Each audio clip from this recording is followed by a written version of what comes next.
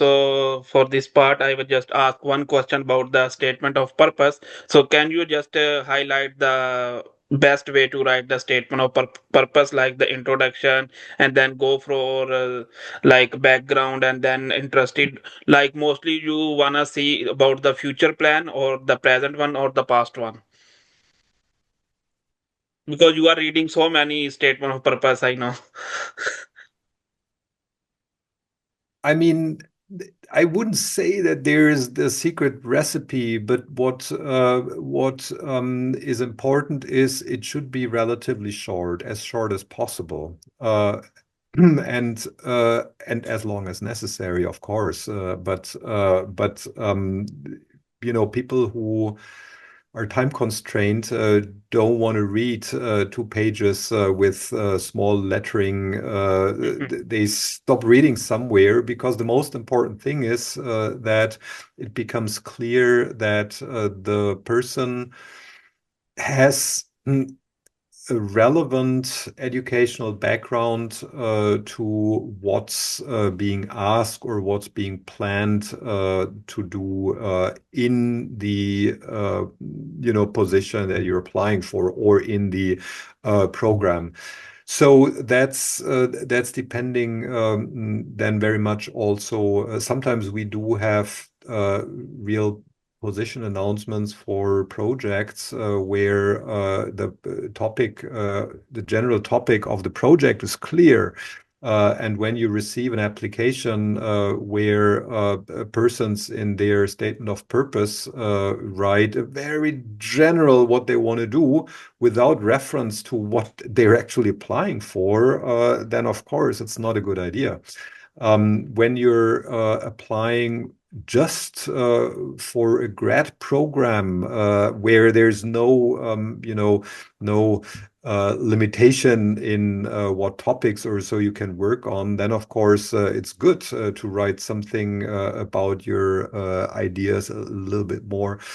So it really depends. It should be tailored to the type of position or the type of program you're applying to. And that's the important thing. So even, the first go through, which is typically when you receive many applications, the first go through, you'll spend probably just a few seconds on some of the documents, or a minute or so. And it has to become clear in that 1 minute that you're ending up on the pile that is okay. Let's keep it in, potentially very interesting. But you have to make sure that this is becoming clear in the first few sentences, even if there's more text than coming. And if it's longer, then try in the first paragraph to summarize what the key points are that you want to make, and that the person reading it, the professor in that case, should be getting. Thank you very much. So now you have like select the student, you like the CV and everything, and student sometime, as you said, you have a like a project funding. So the title is totally like advertised. We want to work on this one, but sometimes the student have their own funding and they wanna like come for under your supervision. So they need to write a research proposal. After your acceptance, you are agreed to supervise him. So you gave him the topic and what you want to see in that research proposal, like the best way, like a innovative idea or detailed research plan, or well structured.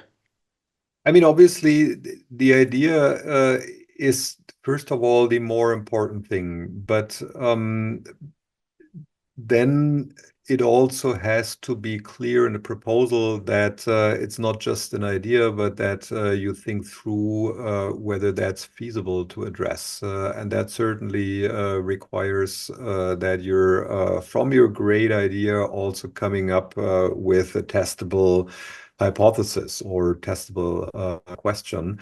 And then you will need to have some idea about what data either are available. We in my area, there's a lot of work that can be done with secondary data, so data sets that exist out there.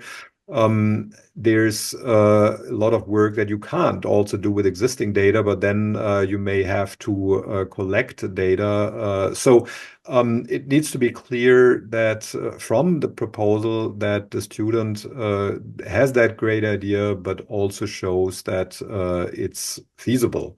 And then it's not necessarily the detailed research plan that's relevant, but giving the impression that you have thought through what it takes and whether